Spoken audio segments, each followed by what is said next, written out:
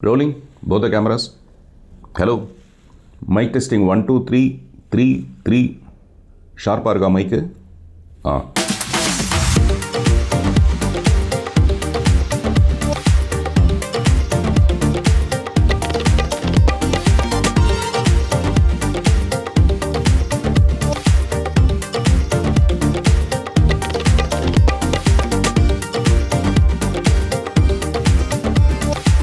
என்னதான் நம்ம ஷார்ப்பாக புத்தி கூர்மையாக மைக்கில் பேசினா கூட மைக்கில் பேசிட்டதுனால அது புத்திசாலித்தனம் ஆகிடாதுங்கிற ஒரு பழி மேலே இருக்குது. அதனால் நான் ஒரு வேளை முட்டாள்தனமாக பேசினா கூட அதை புத்திசாலித்தனமாக டிரான்ஸ்லேட் பண்ணி கொடுக்க வேண்டியது உன்னுடைய பொறுப்பு. Okay, deal. ஹாய் ஃப்ரெண்ட்ஸ், நல்லா இருக்கீங்களா?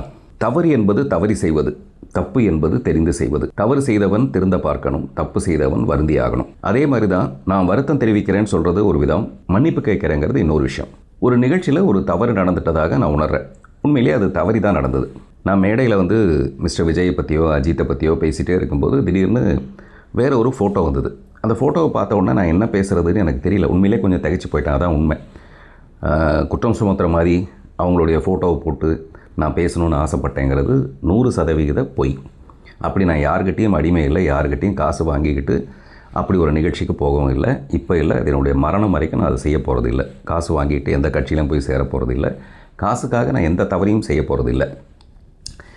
அப்படியே ஒருவேளை இந்த ஃபோட்டோவை போடுங்க நான் பேசுகிறேன் அப்படின்னு சொன்னால், ஒரு மகளிர் தினத்தன்னைக்கு நான் யாரெல்லாம் சொல்லணும்னா, ஒரு வேலு நாச்சியாரை பற்றி பேசலான்னு ஆசைப்படலாம், டயானா சார்ல்ஸை பற்றி பேசணுன்னு ஆசைப்படலாம், நான் எப்போவுமே பேசுகிற மதர் தெரசா அவர்களை பற்றி நான் மறுபடியும் ஒரு தடவை பேசுகிறேன்னு ஆசைப்படலாமே தவிர, இப்படி நான் ஆசைப்பட்டேன்னு சொல்கிறது சரியில்லை.